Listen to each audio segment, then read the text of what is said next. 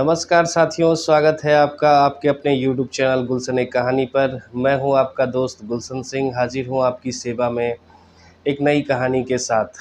आज की कहानी बिहार के मुजफ्फरपुर से है। पुलिस ने वहां पे एक खून के कारोबार करने वाले गिरोह का भांडाफोड़ करती है और दोनों गर्लफ्रेंड और बॉयफ्रेंड इस पूरे मामले के सरगना होते हैं, मास्टरमाइंड होते हैं।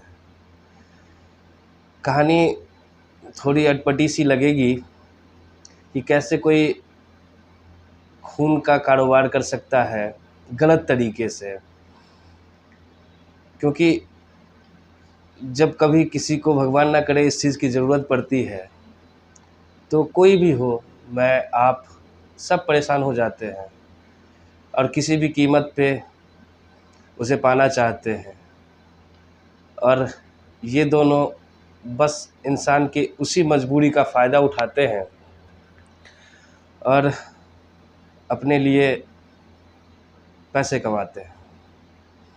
चलिए चलते, कहानी पूरी विस्तार से सुनते हैं।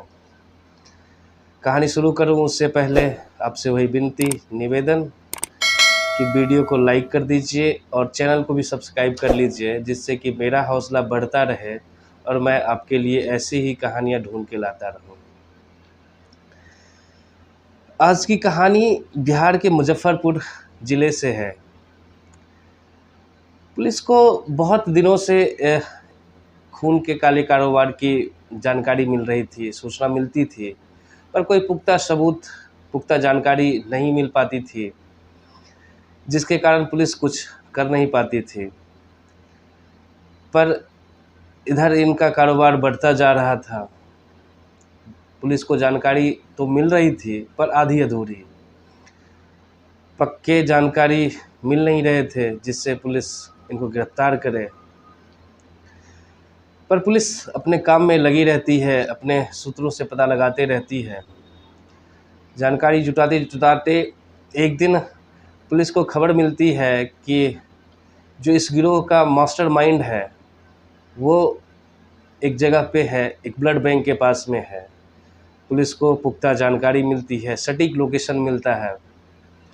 पुलिस उस पर तुरंत कार्रवाई करती है और शहर के ही एक ब्लड बैंक के पास से इन दोनों को गिरफ्तार करती है। जब इन दोनों को गिरफ्तार किया जाता है तो इनके पास से मोबाइल मिलते हैं, कुछ और भी सामान मिलते हैं और उनसे पूछताछ करती है पुलिस और उनके फ़ोन को भी जांच रही थी। जब पुलिस इनके फ़ोन को जांच रही थी तो पुलिस इनके व्हाट्सएप ग्रुप को देख के चौंक जाती है, कारण कि उस ग्रुप में ब्लड बैंक के कई कर्मचारी भी शामिल थे और वहाँ के एक मेडिकल कॉलेज, यहाँ तक इनका धंधा फैला हुआ था। पुलिस जब इस सब की जानकारी लेती है तो पुलिस बिल्कुल चौंक जाती है, उसका माथा ठनक जाता है। बाकी पुलिस इस पे जांच कर रही है, जो इसमें गलत पाए जाएंगे उनके खिलाफ कानूनी कार्रवाई भी की जाएगी। पुलिस जब इन दोनों से पूछताछ करती है तो ये दोनों बताते हैं। इसमें जो लड़का है उसका नाम मोहम्मद इमरान है और लड़की है उसका नाम मुस्कान परवीन है। दोनों गर्लफ्रेंड बॉयफ्रेंड हैं, दोनों साथ रहते हैं और यही दोनों इस पूरे धंधे के सरगना हैं। दोनों बताते हैं कि शुरुआत में इन्होंने इसे मजाक मजाक में किया था, पर जैसे जैसे इनको काम मिलता गया, इनका धंधा बढ़ता गया, इनको मज़ा आने लगा। इसमें जो होने वाली मोटी कमाई थी उससे फिर ये पीछे मुड़ना नहीं चाहते थे और इसी काम में बहुत आगे निकल जाते हैं।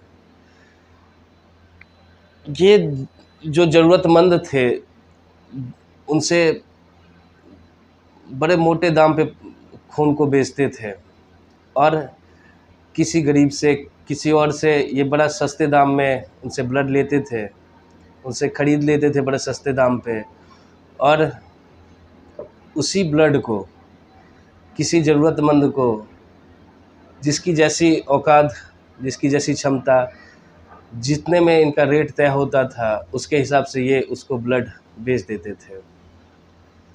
मुस्कान जो थी वो महिला मरीज़ के साथ जाती थी और इमरान पुरुष के साथ में। दोनों अपने अपने टारगेट सेट करते थे।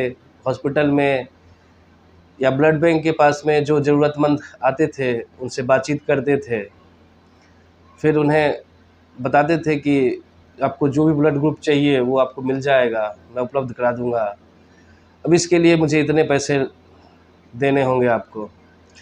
चूँकि कोई भी हो जो इस ज़रूरत में है, जिसको ज़रूरत है खून की, उस समय सिचुएशन ऐसी होती है कि इंसान पैसे का तोड़ जोड़ ज़्यादा नहीं करता है, जो भी मिल रहा है उसमें ले लेता है, क्योंकि उसे अपनों की ज़रूरत के लिए पैसे नहीं देखने थे। इसलिए कोई भी हो, सभी कर लेते हैं, और यही इनका मेन पॉइंट था कि अगले की कमज़ोरी को ये बखूबी समझते थे और मोटी रकम ऐंठते थे।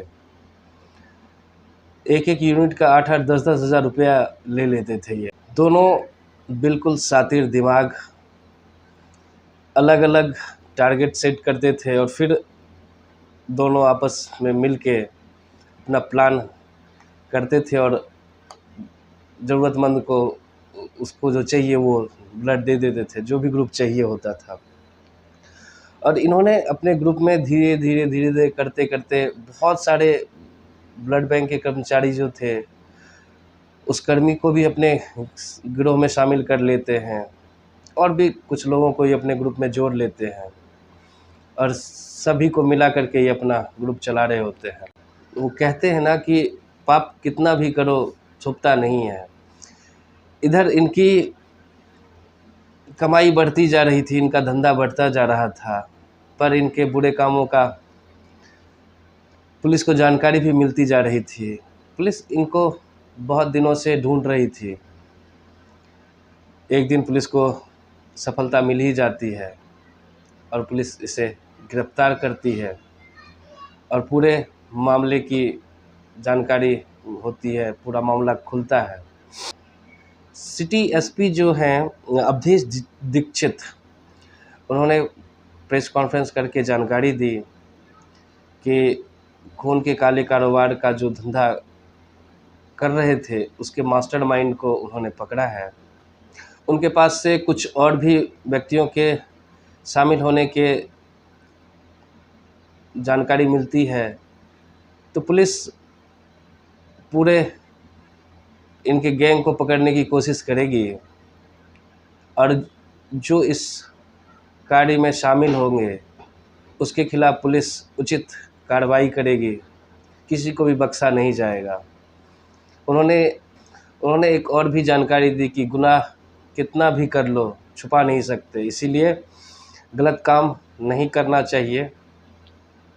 और ऐसे भी हर लोगों को ये सोचना चाहिए कि कोई भी गलत काम हो वो नहीं करना चाहिए।